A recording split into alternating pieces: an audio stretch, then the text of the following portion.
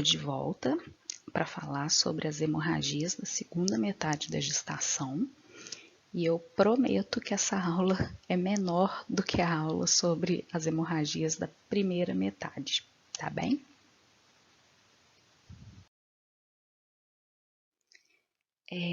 As hemorragias da segunda metade costumam atingir cerca de 3% das gestantes e as principais causas são placenta prévia e o descolamento prematuro da placenta.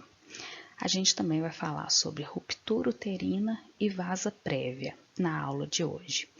Existem outras causas, mas pela baixa prevalência elas não serão abordadas. Então, ruptura de seio marginal, placenta circunvalada, síndrome HELP causando sangramento, fígado gorduroso agudo, embolia amniótica, feto morto retido, as modificações plásticas do colo que eu cheguei a falar na aula passada. E como causas não obstétricas, eu chamo a atenção de hematopatias, patologias cervicais, como erosão, ectopia, pólipo, displasia e carcinoma, e as patologias vaginais, tipo laceração, vaginite, varizes. Começando pela placenta prévia, ela é a implantação e desenvolvimento da placenta no segmento inferior do útero, previamente ao feto.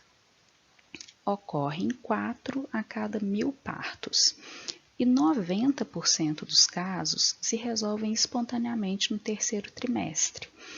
Então, a placenta prévia persiste só em 0,1 a 0,4% das gestações. Esse diagnóstico de placenta prévia não deve ser dado muito precocemente, porque pode trazer muita angústia para as mães, uma vez que a placenta prévia total contraindica o parto vaginal, a gente vai falar mais sobre isso, e porque, como eu acabei de dizer, 90% dos casos vão se resolver. Então, não há necessidade de preocupar com a localização da placenta muito precocemente. Aqui é a ilustração das formas de placentação. Essa seria a implantação normal de placenta, né? A placenta mais fúndica, implantada no fundo do útero ou um pouco lateralizada, tá? Classicamente, a placenta prévia é definida como a presença de tecido placentário que recobre ou está muito próximo ao orifício interno do colo uterino depois de 28 semanas de gestação. De acordo com essa figura aqui, ela pode ser classificada em placenta prévia centro total, essa daqui, ó, que eu estou circulando, ou seja, a placenta recobre totalmente o orifício interno do colo uterino, tá bem? Esse aqui é como se fosse um corte que eu estou vendo aqui, o orifício do colo uterino e só tem placenta atrás dele, né? Não tem apresentação fetal. Pode ter também a placenta prévia centroparcial, que é essa daqui, ó, vou circular agora. A placenta recobre parcialmente o orifício interno do colo. Ó, aqui, ó, tá pegando um pedacinho do orifício e tem um outro pedaço que tá livre de placenta, ok? A placenta também pode ser prévia marginal. A borda placentária margeia o orifício interno do colo, mas não cobre ele. Então, ó, o orifício interno está liberado de tecido, está livre de tecido placentário. E a placenta também pode ser prévia lateral, também chamada de implantação baixa da placenta. Embora implantada no segmento inferior do útero, esse segmento aqui, ó, ela não alcança o colo uterino. Então, o orifício interno também está livre de tecido placentário. Em relação à etiologia da placenta prévia, pessoal, as cesáreas prévias aparecem como principal fator de risco para a placentação anômala. Guardem isso, tá bom? Informação importante. Além das cesáreas prévias, surgem como fatores de risco a multiparidade, idade maior que 40 anos, depois de abortos, curetagens e biópsias, a prevalência de placenta prévia aumenta, endometrites anteriores, tabagismo, gestações múltiplas e isoimunização RH também. Como que é feito o diagnóstico da placenta prévia? As pacientes com placenta prévia podem apresentar um quadro clínico típico, que cursa com hemorragia sem causa aparente, é um sangramento indolor, reincidente, progressivo, com início e cessar súbitos. É também chamado sangramento sentinela, né, que aparece na segunda metade da gestação e chama atenção que ele pode variar de intensidade e até quando o sangramento é de grande intensidade, a paciente não queixa sintoma. Isso é bem típico da placenta prévia, tá? Do sangramento sentinela. Normalmente, é um sangramento que se inicia ao redor da 28ª semana de gestação e o ultrassom transvaginal é o método de escolha. E aí muita gente pergunta se fazer o ultrassom transvaginal não aumenta o risco de sangramento. Mas não foi associado ao risco de sangramento e a via transvaginal é melhor para o diagnóstico do que a via pélvica. Quais são as complicações que podem acontecer na vigência de uma placenta prévia? Bom, eu disse que a intensidade do sangramento é variável, então, se houver uma hemorragia grave, a paciente pode evoluir com choque. Aumento da prematuridade, porque se eu tenho um sangramento muito importante numa gestação pré-termo, e um sangramento tão importante que eu preciso que aquele neném nasça para poder cessar o sangramento, né? Porque a gente só consegue fazer com que o sangramento da placenta prévia cesse se a gente tirar a placenta. Então, é no nascimento que se dá a cura, né, da placenta prévia. E se eu preciso fazer isso no neném pré-termo, eu aumento meu índice de prematuridade. Logo, eu aumento também a morbimortalidade fetal. Se eu tiro mais criança prematura, eu aumento as complicações dessa criança. A placenta prévia está muito ligada à ocorrência de acretismo placentário.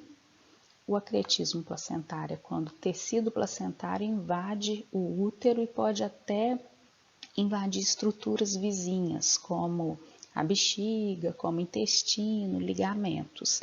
É uma complicação grave, também muito relacionada a cirurgias uterinas prévias. E uma das complicações do acretismo é a histerectomia pós-parto, tá? Muitas vezes não é possível retirar a placenta e preservar o útero. Então, pacientes com placenta prévia têm mais chance de acretismo placentário e, por sua vez, têm mais chance de evoluírem para uma histerectomia pós-parto.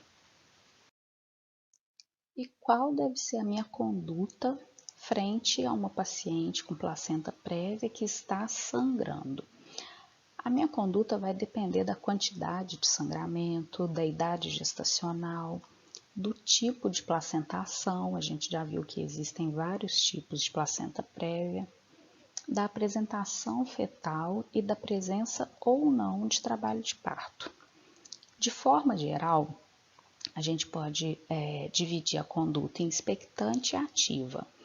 Quando que eu vou poder tomar uma conduta expectante? Naquelas pacientes com gestação menor que 36 semanas, porque eu preciso que esse neném amadureça e então é subentendido que essa paciente tem condições de esperar, né? Mas a paciente com sangramento e com placenta prévia deve ser hospitalizada, deve ficar em repouso até o sangramento ser controlado. O bebê tem que ser bem assistido, a gente tem que avaliar o bem-estar fetal, né? E deve ser solicitada uma avaliação laboratorial, com hemograma, coagulograma e tipagem sanguínea.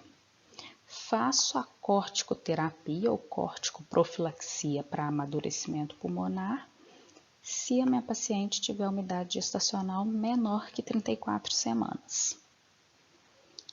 Se eu decido que a paciente precisa de uma conduta ativa, é porque normalmente essa paciente tem uma idade gestacional maior que 36 semanas, ou ela está cursando com um sangramento intenso, com risco materno ou fetal, ok? Em relação à via de parto, tem que ser cesariana na placenta prévia total e na placenta parcial, prévia parcial. O parto vaginal pode ser avaliado na placenta marginal, tá? Aquela placenta que está próxima ao orifício interno do útero, mas não o recobre. Como que é esse parto vaginal avaliado? A gente faz o teste, a prova de trabalho de parto. A gente permite que a paciente entre em trabalho de parto e avalie o sangramento. Se em algum momento o sangramento ficar muito intenso ou tiver repercussão materna ou fetal, a gente parte para cesariana. Lembrar de sempre fazer a estabilização hemodinâmica quando necessária. A segunda causa de hemorragia da segunda metade de gestação que a gente vai estudar é o descolamento prematuro de placenta, muito chamado de DPP, que consiste na separação intempestiva e prematura da placenta implantada no corpo do útero depois da 20ª semana de gestação até antes do parto. Tem uma incidência de 1 a 2 casos em cada 100 nascimentos e um grande impacto na mortalidade materna e perinatal, principalmente na mortalidade perinatal, de 40% a 80%. Como fatores de risco, gente, eu gostaria de destacar a hipertensão arterial sistêmica, que no nosso país é o principal fator de risco, e queria destacar também o uso de cocaína e crack, que promove uma hipersistolia, né? Muita contração e contração de forte intensidade, podendo acarretar num descolamento prematuro de placenta. Além desses fatores de risco, a gente também tem que considerar pré-eclâmpsia e eclâmpsia, multiparidade, né? Mulheres que já tiveram vários partos, história de DPP anterior. Esse fator de risco aparece muito em estudos americanos, porque, lá o sistema de saúde parece controlar melhor as hipertensas gestacionais, né? Então, o fator de risco da hipertensão não é tão prevalente quanto o fator de risco de DPP anterior em gestantes americanas. Além disso, tem as trombofilias aparecendo como fatores, agentes etiológicos, né? Trauma, e esses traumas podem ser acidentes automobilísticos com trauma abdominal e agressões, também muito comuns no nosso país. Descompressão uterina rápida, e aqui pode ser tanto em gestações gemelar, quando eu tiro o primeiro neném, ou quando eu faço uma amniotomia e sai muito líquido ou o líquido escoa muito rapidamente, pode acarretar um descolamento prematuro de placenta.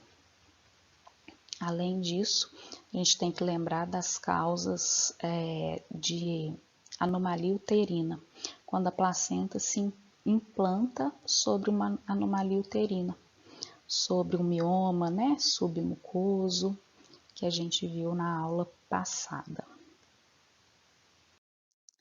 O diagnóstico de descolamento prematuro de placenta é clínico. Eu vou circular até de outra cor para vocês não esquecerem disso nunca na vida.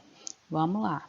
O diagnóstico do descolamento prematuro de placenta é clínico. Ficou até borrado. E ele cursa com uma tríade bem típica, que é sangramento vaginal, que aparece em 80% dos casos, dor abdominal, normalmente uma dor bem intensa, e hipertonia uterina, muito típico de descolamento uterino, prematuro de placenta. O útero não para de contrair, não dá descanso entre uma contração e outra. É aquele útero que a gente chama de útero lenhoso, ele tem a consistência de madeira mesmo. Gravaram isso, né? Por que eu falei que 80% dos casos cursam com hemorragia? Porque o descolamento de placenta pode cursar com uma hemorragia oculta.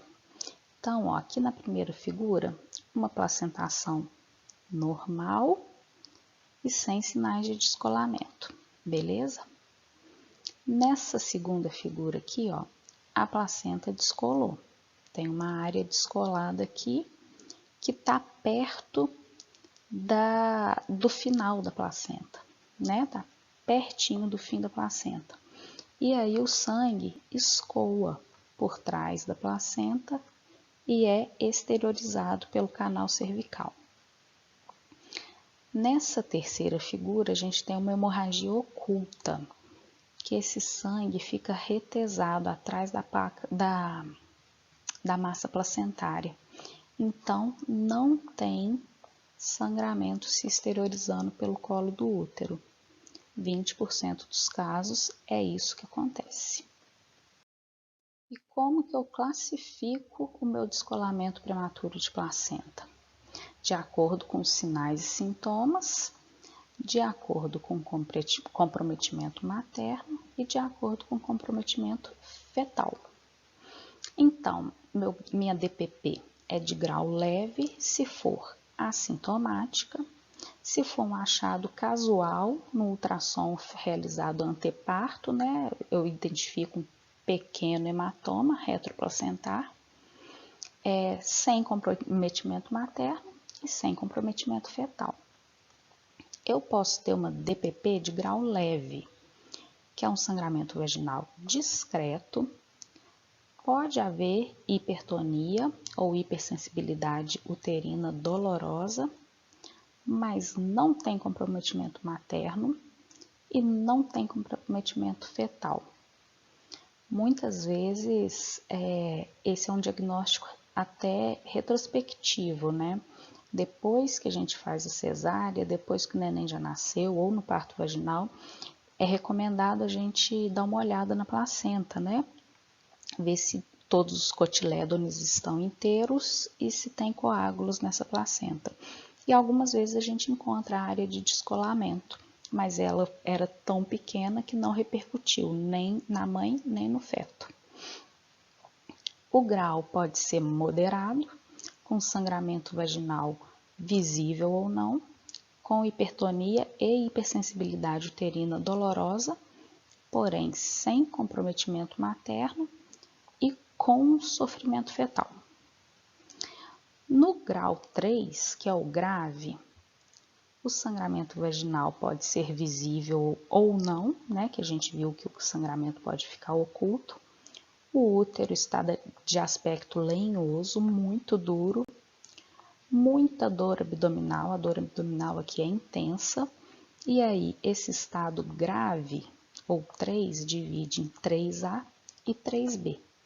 3A se tiver sem coagulopatia e 3B com coagulopatia, né? Se a paciente já evoluiu para CIVD, por exemplo.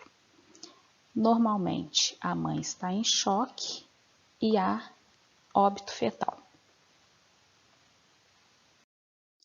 Quando o sangue da hemorragia de descolamento da placenta invade as fibras musculares, vou colocar uma cor aqui boa de ver, invade as fibras musculares, a parede uterina, esse útero recebe o nome de útero de Cuvellar. Então, é um útero que fica completamente infiltrado por sangue. Ele fica com aspecto arroxeado, tá? E o que pode complicar nesse útero é que ele pode perder a reação à ocitocina. E aí ele pode fazer uma coisa que chama apoplexia uterina, que ele não contrai, ele fica hipotônico. A conduta diante de um quadro de DPP envolve as medidas gerais e a conduta no parto propriamente dito. Como medidas gerais, a gente tem que garantir um acesso venoso calibroso com reposição volêmica.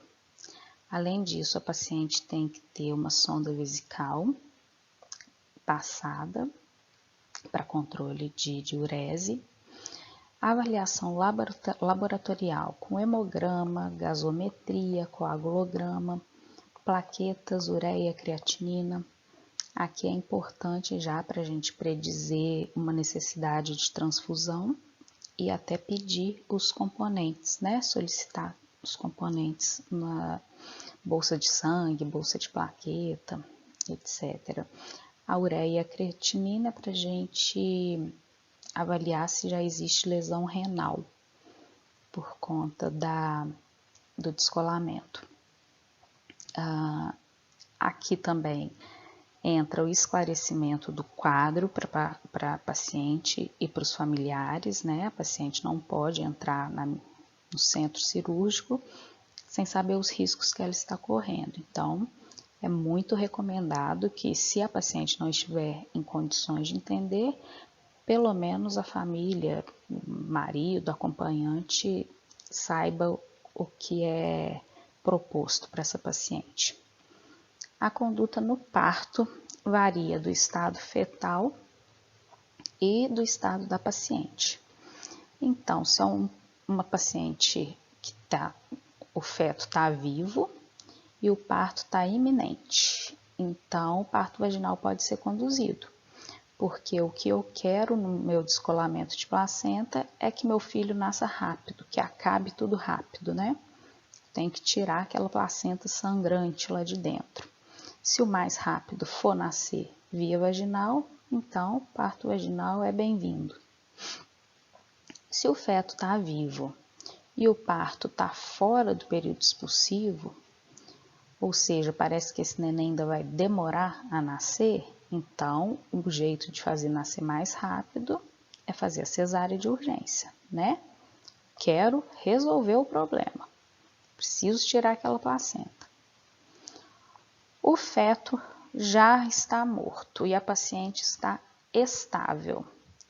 Aqui eu tenho que considerar o parto vaginal, pensando no futuro obstétrico dessa paciente aqui. No futuro obstétrico e na menor chance de complicações hemodinâmicas, porque a cesárea tem risco maior de hemorragia e em uma paciente que já está sangrando, o risco de fazer uma CIVD, né, uma coagulação intravascular disseminada, é maior. Então, pensando na paciente, o parto deveria ser via vaginal. Quando o feto está morto e a paciente está instável, se a paciente está instável, isso contraindica o parto vaginal. Aí tem que ser feita uma cesariana de urgência. A terceira causa de hemorragia da segunda metade da gestação é a ruptura uterina, que consiste na separação completa de todas as camadas uterinas, com saída de parte ou de todo o feto da cavidade uterina. Pode ocorrer antes ou durante o trabalho de parto e tem uma frequência estimada de 0,5%. É uma frequência baixa, portanto.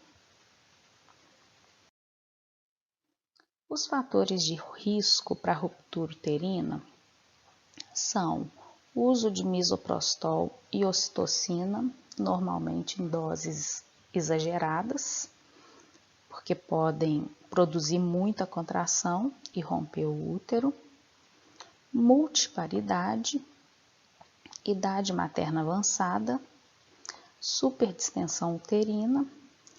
Então, aqui a gente pensa em gestações gemelares, em polidramnia, bebês gigs, né? Macrossômicos.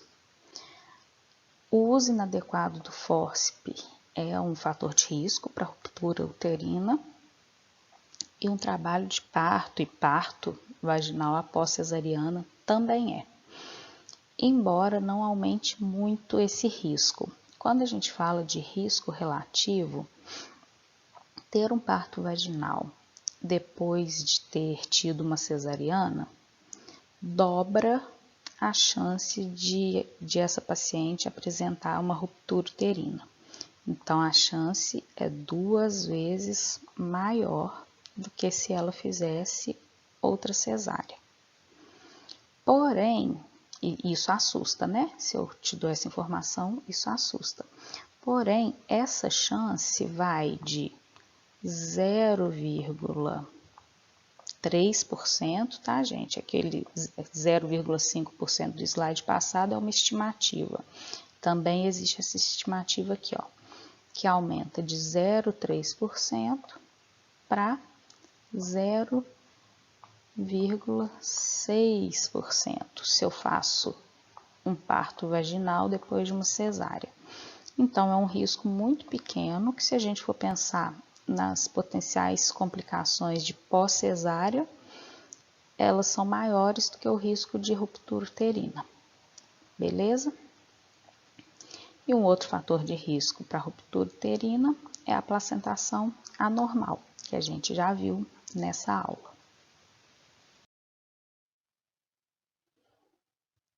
A ruptura uterina cursa com contrações excessivamente dolorosas. Chama atenção aqui o excessivamente dolorosas, além do que a gente está acostumado a ver. Além disso, existe taque e hipersistolia. O útero contrai muito e contrai muito frequentemente.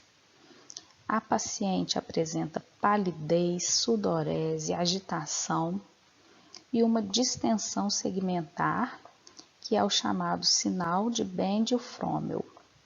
Que sinal é esse? É esse daqui, ó. Esse é o formato normal de um abdômen gravídico e este é o formato de um abdômen que está tendo modificações por ruptura uterina iminente. Então, aqui se forma um anel fibromuscular transversal, ó, um anel fibromuscular transversal no segmento inferior do útero, dando ao útero um aspecto de útero em ampulheta, que a gente fala. Forma uma ampulheta, tá? E o sinal de Fromel é porque os ligamentos redondos, né, que estão nas laterais do útero, eles estão hipercontraídos. Então, eles se contraem muito aqui e aí eles geram uma hiperdistensão desse segmento inferior aqui uterino.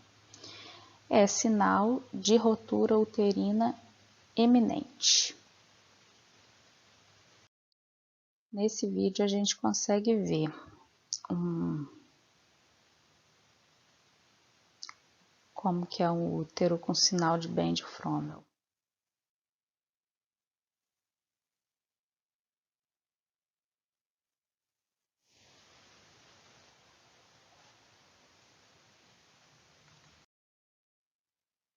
Aqui, mais uma vez, o diagnóstico é clínico. A paciente vai cursar com hipotensão e taquicardia. Vão aparecer sinais de sofrimento fetal. E de repente vai ficar fácil palpar as partes fetais, se a ruptura for completa e o feto for liberado para a cavidade abdominal. A sensação que dá é que a apresentação fetal sobe e fica muito fácil distinguir qual parte fetal a gente está palpando, porque o feto está separado nesse momento só pela parede abdominal. Se o diagnóstico for pré-parto, se eu conseguir fazer o diagnóstico de uma paciente que está em trabalho de parto, ela tem que ir para cesariana imediata.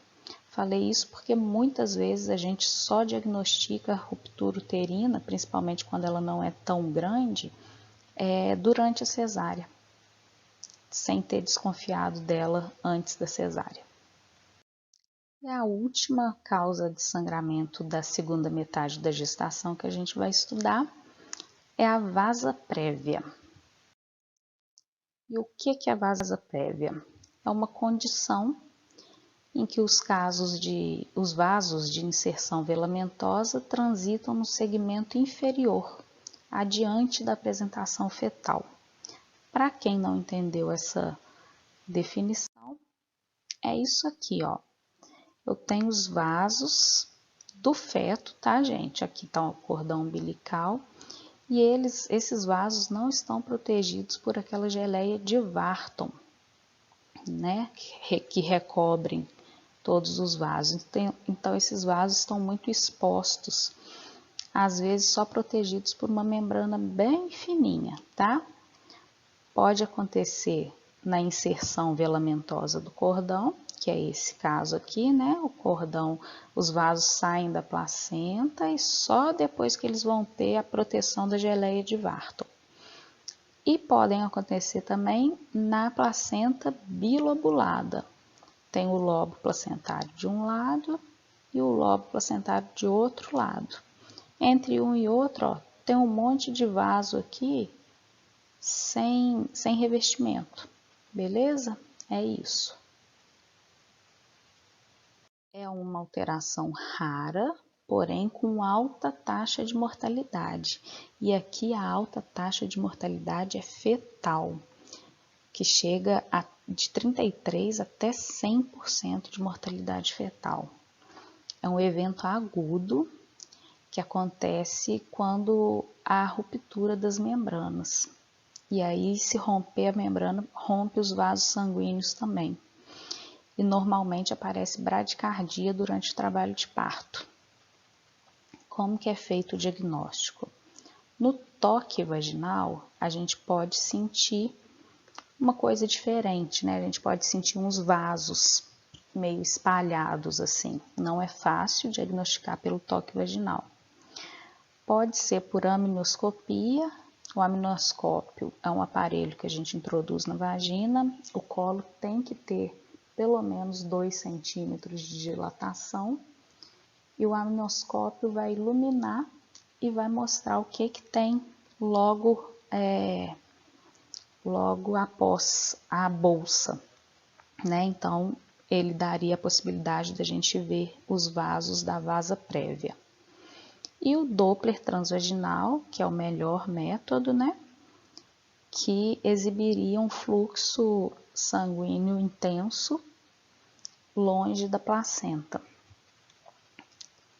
O grande fator que complica a vasa prévia é que a lesão pode ser venosa ou arterial, ou venosa e arterial.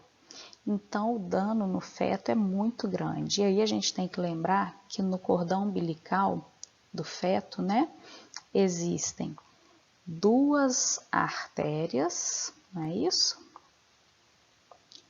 E uma veia.